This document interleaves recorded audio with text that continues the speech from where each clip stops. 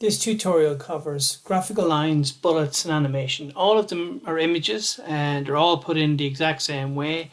There's nothing difficult about them. It's just a case of choosing which ones to use and when to use them.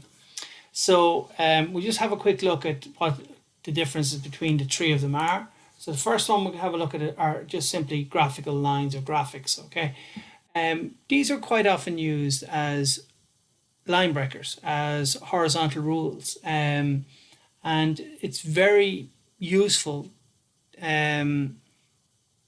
Use them to break up your content visually, and it can really make a difference.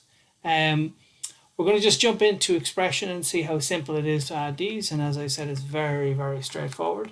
In fact, it's the exact same as adding any image, except this image is a graphical line. So in our case here, I'm going to go insert picture from file, and I've got, again, a number of these ones lined up here. And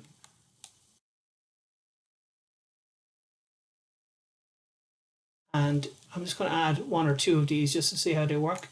I'm just going to add this line 4, insert that in there.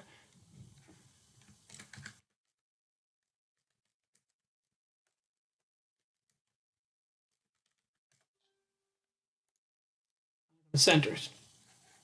Okay, now this one here is a mixture of a couple of things here, because it's actually an animation, so you can see it moves across as you can see it like this. Now straight away you can see that this is maybe not the best horizontal rule you can use or graphical line you can use, because it kind of takes away from the content. So I'm just going to add a different one here. I'm going to replace that with a different line here. Again, all I'm doing is insert picture from file, and going down to my lines, and I have a number of lines in here. I'm going to put in this time, it's a DIT one. And again, it can be very useful to break your content. Okay, so you can see here it breaks the content quite nicely. Very, very simple to use. So I'm going to just throw in a few more of them here very quickly. And you can put the 2 or 3 of them in one go if you want to. So that's what I'm going to do this time, and then just maybe use them throughout my document. So I'm just going to take this one here and insert forward and all in one go. Okay, and I won't bother putting on the alternate text, even though of course we should do every time.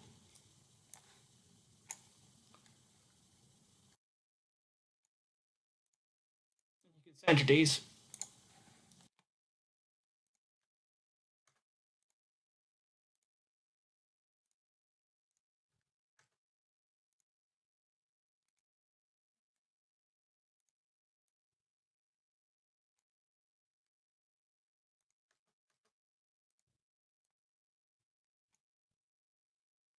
You just see how these things work here. Let's take one more, just move it down a little bit.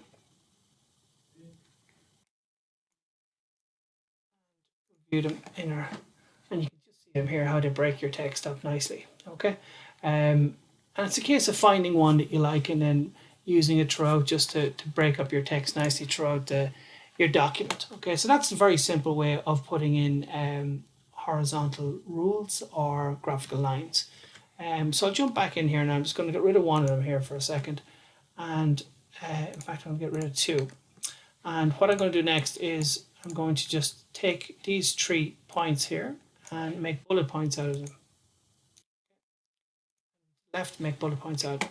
Now the next thing I'm going to jump into here is changing these bullet points. We've seen before that on an unordered list we really only have 3 different options. We have a circle, we have a square, and we have a disc, which is very boring. So what we can do here is, of course, we can change any of these for an image, okay, or a graphic.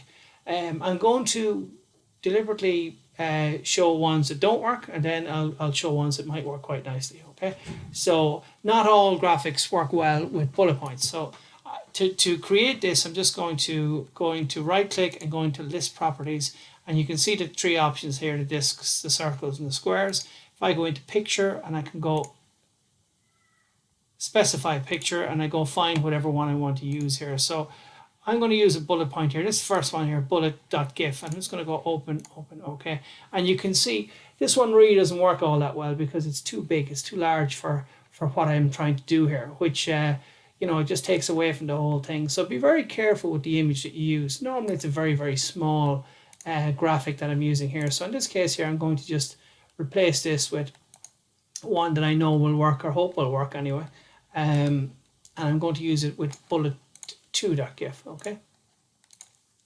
And you can see how this one works. And if I preview this and see how it works in the browser, you can see that it works quite nicely. Again, you want your bullets to tie in with your, you know, with your theme that you're trying to achieve, okay?